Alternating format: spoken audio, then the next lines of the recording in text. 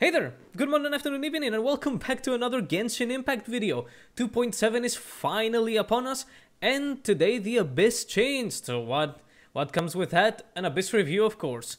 So, we finally got a new Abyss since the delays, of course, didn't change the Abyss. They kept the 2.6 Abyss up until 2.7 was gonna come out. And now we have a new Abyss with lots of new stuff. So, let's immediately begin. An overall grade of the Abyss, I will tell you that it's actually a pretty much fine Abyss. I didn't have any problems dealing with it, even with non-crazy teams. And yeah, there aren't any bullshit enemy lineups or anything that is annoying. Nor are there any, effects on the floors that are annoying. This was actually a pretty tame Abyss with some cool stuff. So then, starting with floors 9 and 10, they haven't been changed. They are the same. So, high AR players, high power players will, breeze through them. While lower AR players just bring in the necessary counters. There's a lot of enemies, so grouping is good. But do remember that the time that you've got to, do these floors is much more than the later floor 11 and 12. So don't go crazy trying to finish the floor, in less than 3 minutes, which is the standard for later floors. Chill out, just bring in some good AoE, someone like Diluc, or with the banners now out, Xiao is a perfect choice against floors 9 and 10 if you're struggling. I would say that Yelan isn't that good on these floors. Xiao's AoE and damage output is very, very good to easily go through these floors. So if you're a new player looking to get some good units in order to get into the Abyss, Xiao is perfect. And he is kind of okay for floors 11 and 12. So go for Xiao, because Yelan teams do need a lot of units in order to be brought together. Mostly, of course, the Pyro teams with someone like Huta or Diluc or something like that. And they're not the best, actually, in this Abyss, and especially on floors 9 and 10, because they lack AoE, well, except for Diluc. They're not the best for lower power players. So that's for floor 9 and 10. Let's immediately jump to floor 11. For this Abyss, floor 11 has a 75% extra damage bonus to Claymore characters. A very interesting buff, because usually it's some sort of stat buff. Extra, pyro damage, extra hydro damage, some extra Nemo damage we've seen, like that kind of stuff. But this time it's a weapon-specific thing, and I mean, if you can use it, if you have characters that can use it, that's perfect. Ito, who is coming around in the second half of the banners, is of course a perfect candidate to use this buff. Someone like Diluc, Beidou can easily use it as a supportive character, so that her sub DPS deals more damage. Noelle, of course, your budget Ito can easily use it as well. Like, any Claymore character would benefit. And, for your DPSs, because we don't have that many, Claymore DPSs, someone like Diluc, Eula, Razor, they will be crazy, with this buff. Especially Diluc, I would say. This Abyss actually favors a bit of Pyro, so Diluc will be perfect to go with this buff. Now, as for the enemy lineups, the first chamber of floor 11 is a target defense, the monolith defense mission thingy. So good grouping like Kazuhan and Venti are key, and the enemies are pretty simple. The first half has some rock shield Hilichurs and Mitachurls, so just getting their aggro or bringing in, of course, some Geo and Claymores to break the Geo shields will be very crucial. I brought Ito in my Hutao team, which I usually do, and Zhongli, of course, with his hold E that generates the shield and sucks up the Geo energy, will instantly break these shields. And of course his Meteor will also apply a lot of Geo to break the shield, so that's good. And there's also a Stonehide Lava Churl, so, just get his attention, bring in Zhongli to suck up its Geo shield, or Ito, of course, or Claymore characters, just Geo and Claymore, which is what the floor exactly wants, but lots of teams will be able to deal with these kinds of enemies, and especially, as I said, grouping like Kazuha and Venti will easily do with them. The second half has some Treasure Hoarders and some Kairagis, which also, this is where CC is a bit better. I would say if you have either Venti or Kazuha, I would say the second half fits them better, because the treasure hoarders are a bit more annoying to get their aggro, especially since the rock shield enemies of the Hilichurs, when you hit them, they always guard and basically kind of get stun locked if they're constantly being hit by something. While the treasure hoarders sometimes don't give a flying fuck if you're hitting them, and they just continuously attack the monolith. And the Kairagi can also be CC'd by Anemo, so some CC is good, some AoE again is good, plunging attacks from Xiao can easily break the rock shields, and of course they can easily deal with the Kairagi and the treasure hoarders, so some good AoE is pretty much fine for the monolith challenge, so it wasn't that hard, I have to say, and I did use Venti. Now then, moving on, second chamber. First half has some cryo enemies, some ice shield miniatures, a frost arm lava churl, and a cryo abyss mage. So bringing in pyro is very, very crucial. The Ito Geo team, you know, Zhongli, Albedo, Goro, and Ito can easily actually deal with them. They're not the best at breaking an elemental shields, but when it comes to cryo, they actually do pretty much fine. But pyro, of course, is a good one. Diluc, Hu Tao, any, you know, Yanfei, any sort of pyro character will easily deal with the cryo shields and cryo enemies in the first half. And then in the second half, you have some Fatuis and a Mirror Maiden. So bringing in Hydro isn't the best choice because the Mirror Maiden has some good resistances. Although if you bring in an Anemo unit like Venti or Kazuha, you'll be easily able to deal with them, especially since they're level 90, so they don't have the most HP. Like if they were on floor 12. So, you know, this is like a regular enemy floor, so any kind of team will easily deal with them. You know, so the first half is the main thing where you need a bit of pyro to deal with them. And then the last chamber of floor 11, the first half has some rock doggies. The first wave has a lot of small rock doggies, and then the second wave has like one or two big doggies. They are Geo, which means that bringing in Geo will be good since you can trigger their like Fury state where they have less resistance to Geo. So again, the Ito Geo team is good, but it really doesn't matter. The doggies can easily be dealt with some good DPS, especially again. This is floor 11. And then the second half has two Bathismal Vishcaps and a Thunderhelm Lava Churl. So bringing in somebody to deal with the Electro Lava Churl, so basically anything that is an Electro, even Hydro can easily deal with it.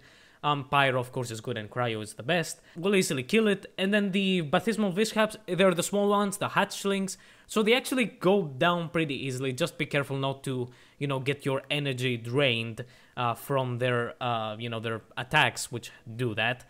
But they are low levels, and they are the small variant, so they actually, again, die kind of quickly. So they're not that much of a problem.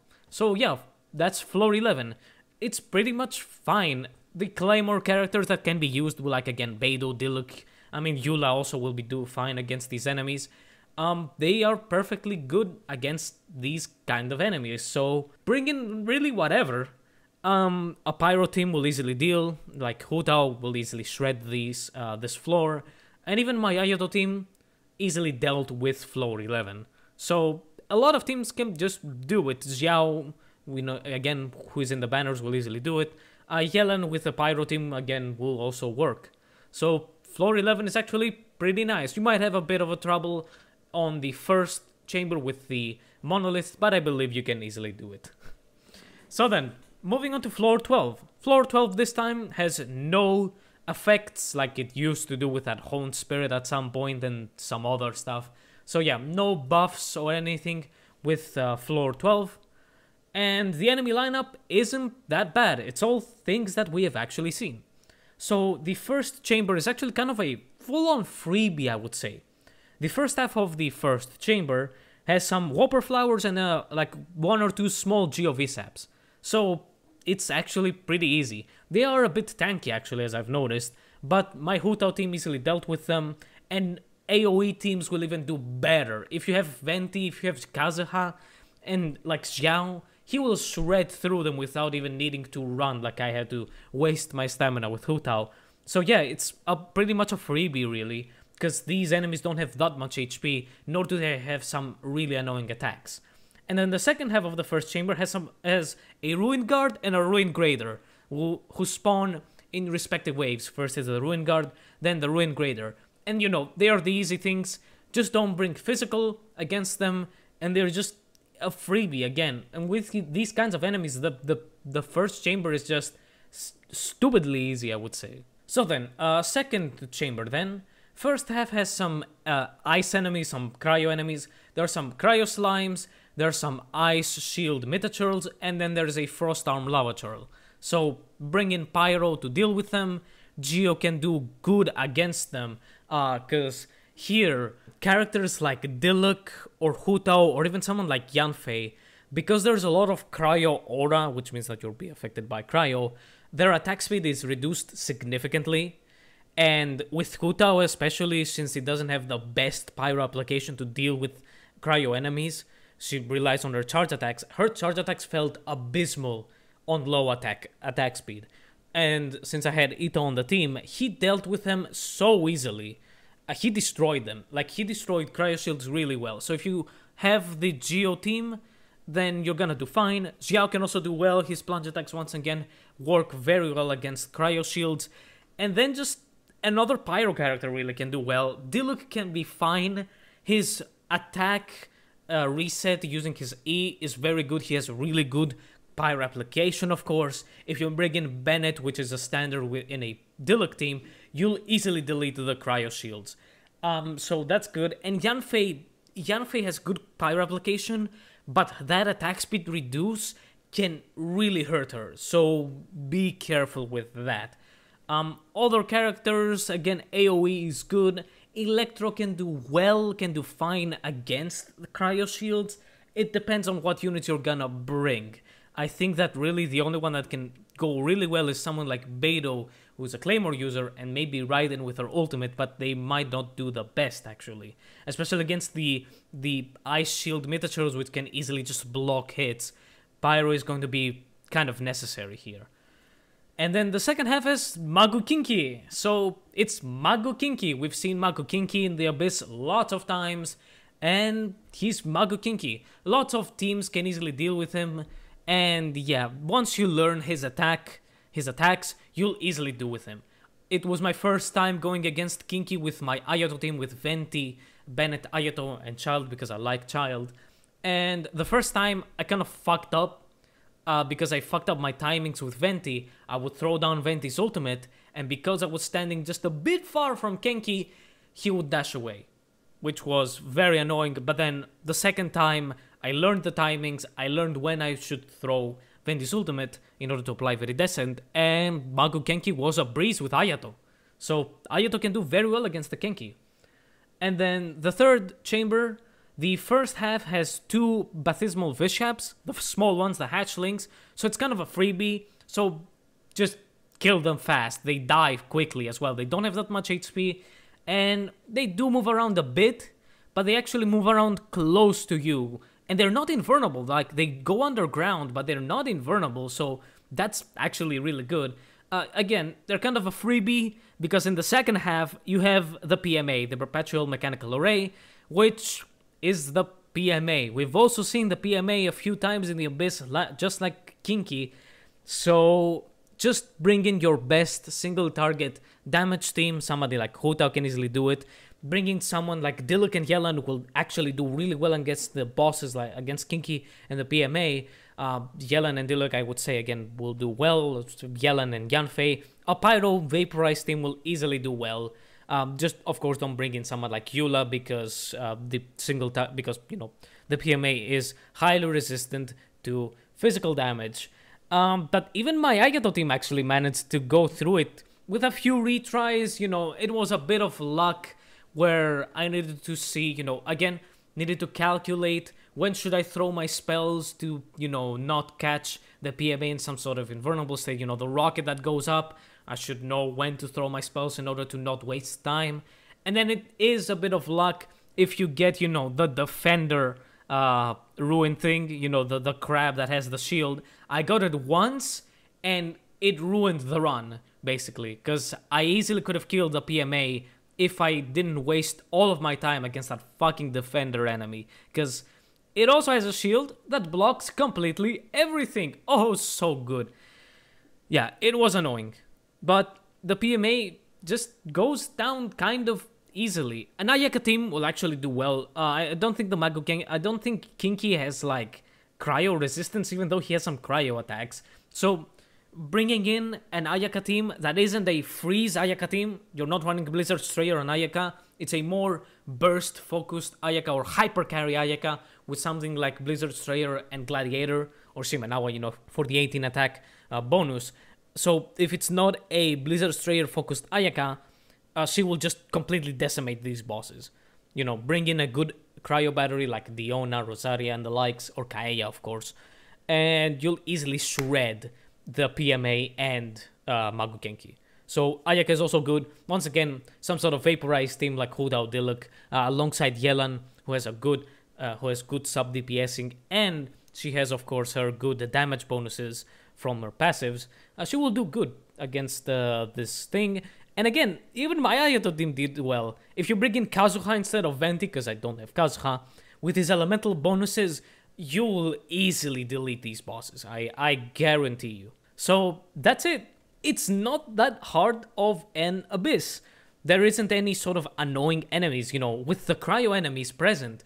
There are no hydro enemies to freeze you. And they have a lot of shields, you know, elemental shields or, you know, the ice shield Metaturals. Just bringing Claymore or Pyro will easily kill them. So, yeah, and on floor 12, there are no enemies that are annoying or we haven't seen before. We have standard stuff. You know, once again, the first chamber is a freebie with the Whopper Flowers and the Ruin enemies. And then the other two chambers are things we have seen. Magu Genki and the PMA are bosses we have already seen in the Abyss lots of times, especially with Kinky. So counters have already been made against them. And not only that, I would guess that you already have some experience against these bosses in the Abyss, and you know what to bring and how to work with your teams. And that's it. It was finally a good Abyss. 2.6's Abyss was also pretty much good. You know, with Anemo units there, it was very, very easy. But yeah, we have had two Abysses that were actually pretty good back to back. That is an achievement, yeah, I have to say. So that is it. That's it for the Abyss review. The event is upon us. The main event is upon us, which is that the Archon Quest. But I will do a video once that is fully finished.